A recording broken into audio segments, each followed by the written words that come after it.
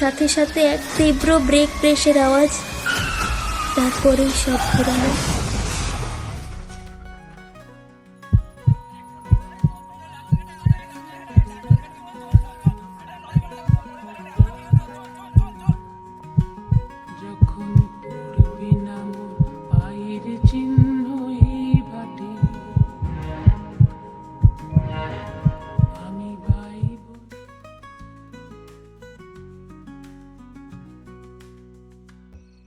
কি হয়েছে নীলু? নীলু ধরা গলায় বলল, বড় কষ্ট হচ্ছে ভাবি। রেহানা নীলুর হাত ধরল, কোমল স্বরে বলল, ডাকবো তোমার দাদাকে? কথা বলবে তার সাথে? ডাকো। নীলুর দাদা সঙ্গে সঙ্গে ঘুম থেকে উঠে এলেন, অবাক হয়ে বললেন, কিরে নীলু, কিছু হয়েছে? নীলু বলল, কিছু হয়নি দাদা, তুমি ঘুমাও। তার চোখ দিয়ে জল পড়তে লাগলো।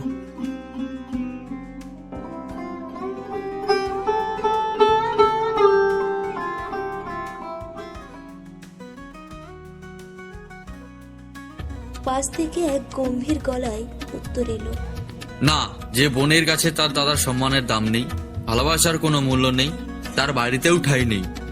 আমি কি বলবো খুঁজে পেলাম না। পাশ থেকে সঞ্জু বলল, আমার কথাটা একবার। থামো, আমি আমার বোনকে বলছি কথাগুলো, বাইরের কারো কথা শুনতে রাজি নয়। এটা আমাদের ভাই বোনের ব্যাপার। চোখের জলে বৌদিদির গলা আড়ষ্ট হয়ে গেল। আমি কিছু বললাম না, বলবো কি? একটু পরে বৌদিদি নিজেকে একটু সামলে নিয়ে জল ভরা চোখ দুটি তুলে আমার মুখের দিকে চাইলেন। কি সুন্দর তাকে দেখাচ্ছিল। কালো চোখ দুটি ছলছল করছে, টানা ভুরু যেন আরো নেমে এসেছে, চিবুকের ভাঁজটি আরো পরিস্ফুট, যেন কোনো নিপুণ প্রতিমাকারক সরু বাঁশের চেঁচারি দিয়ে কেটে তৈরি করেছে। পথের যেমন একটা ক্ষুধার্ত চিতার মুখে টাটকা রক্তর স্বাদ লাগলে সে আরো ক্ষুধার্ত ও হিংস্র হয়ে পড়ে, তেমনি একজন সদ্য যৌবনে প্রদার্পিত যুবকের জীবনে প্রথম প্রেম আসলে সে আরো উদ্যত হয়ে ওঠে। তার বন্ধুর কথা আর ফিরে তাকায়নি সেই ফাঁকা সিটটার দিকে। নেমে এগিয়ে চললাম নদীর তীরে। চারিদিক শুনশান, নদীর ঢেউগুলো নিজেদের মধ্যে কোলাহল করে বেড়াচ্ছে। বৃষ্টি নামলো সজোরে, তীব্র বিদ্যুতের ঝলকানি। নদীর সামনে আসতেই পাশে দেখলাম তাকে, আমার হাতড়ে ধরল সে। চোখ বন্ধ করে বৃষ্টি, বজ্র বিদ্যুৎ ও নদীর জলের কোলাহলকে সাক্ষী রেখে পাড়ি দিলাম তার সাথে আমার স্বপ্নটাকে সত্যি করতে। আদি যেন কেমন নির্বাক হয়ে গেল। বৈশাখের বিকেলে ঝড় ওঠার সাথে সাথে আদির মনেও কালো মেঘ জমে ঝড় উঠল। আকাশ থেকে বৃষ্টির ফোঁটার সাথে সাথে সার্থকার চোখ থেকেও নেমে এলো বৃষ্টি। কেউ কিছু বলতে পারল না। এই নীল দিগন্তের মাঝে যেখানে শুরু হয়েছিল এক সম্পর্ক, সেই সম্পর্কের বাঁধ ভাঙল আজ। খুনটা কেন করলি?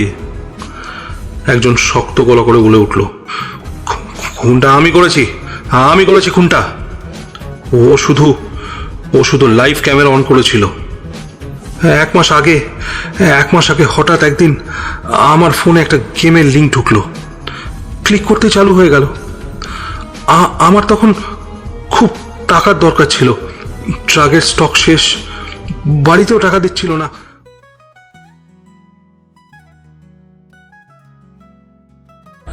কিন্তু একটা কথা আছে না, মানুষের কৌতূহল অদম্য। অসীম কৌতূহল নিয়ে শেষবারের মতো ডাকলাম, bloody Mary, please come to me.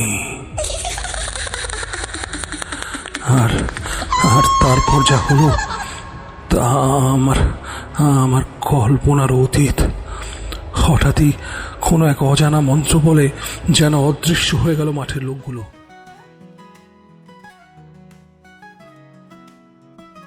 নামো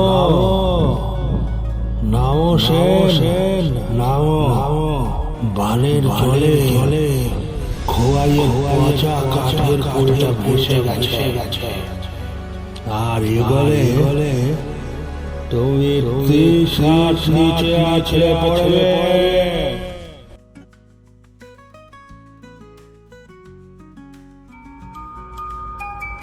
আমি কে, কি হবে?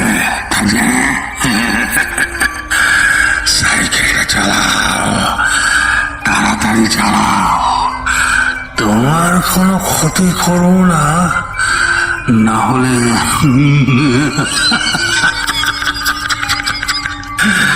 তুমি অশেষ।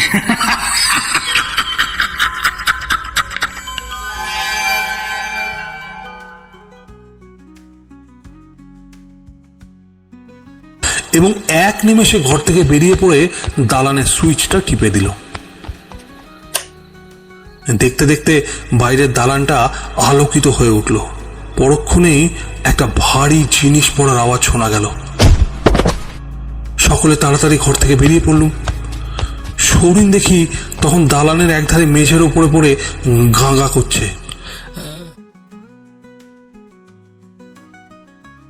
ফেটে পড়ছে হাসিতে।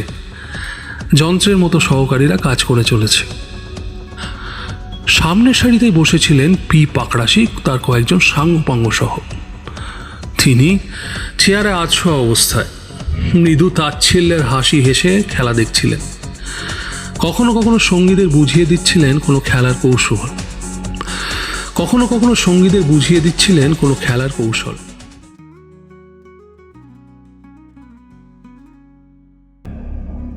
কে তুই?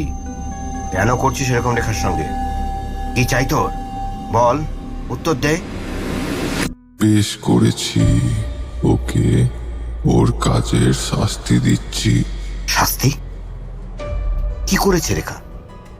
আমি ওকে খুব ভালোবাসতাম, কি করিনি ওর জন্য, নিজের সবটুকু দিয়ে ভালোবেসেছি। কিন্তু তার বিনিময়ে কি পেলাম? যখন সবকিছু ছেড়ে রেখার কাছে ছুটে এলাম, জানলাম গুন্ডাদের চক্ষু চরক কাজ হয়ে গেল। প্রথমে গুলি, তারপরে পুলিশ বাহিনীর আগুন। কি হচ্ছে এসব? কোনো কিছুই তাদের বোধগম্য হচ্ছে না। তারপরে হঠাৎই অনেকগুলো জুতোর আওয়াজ একসাথে ভেতরের দিকে এগিয়ে আসতে শোনা গেল। পর মুহূর্তে হুড়মুড়িয়ে ফার্ম হাউসের ভেতর ঢুকে এলো সশস্ত্র বেশ কিছু পুলিশ। তারা পালানোর সেরকম কোনো সুযোগ পেল না। গুন্ডা বাহিনী সবাই প্রায় আত্মসমর্পণ করল। এই দৃশ্য দেখে লোহার ঢিপির পেছন থেকে মিস্টার ব্যানার্জি, অয়ন, অনিমেষ বেরিয়ে এলো। একদিকে মরা পচা গন্ধ, অন্যদিকে তার সাথে যুক্ত হয়েছে এই বর্জ্য পদার্থের গন্ধ। একসাথে সব গন্ধ মিলে মিশে একাকার হয়ে কেমন গাটা গলিয়ে উঠল প্রীতির। খক খক করে দুবার কেসে উঠল সে। নাকগুলো ইতিমধ্যেই জ্বলতে শুরু করেছে। কোনোভাবে কাজ সম্পন্ন করার পর ধীরে ধীরে বাক্সটা খুলল সে।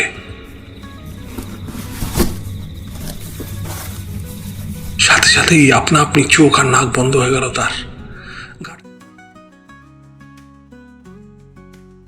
কারা করেছে এরকম তোর সাথে? শুধু একবার বল। জানি না কারা। পেছন থেকে এসে আমাকে জোর করে নিয়ে যায় অন্ধকার ঘরে, আর হিংস্র কুকুরের মতো ঝাঁপিয়ে পড়ে আমার ওপর। আমি কতবার ওদের কাছে অনুরোধ করেছিলাম আমাকে ছেড়ে দেওয়ার জন্য, কিন্তু ওরা শুনলই না আমার কথা। সারাটা রাত চলতে লাগলো আমার ওপর ওদের জুলুম।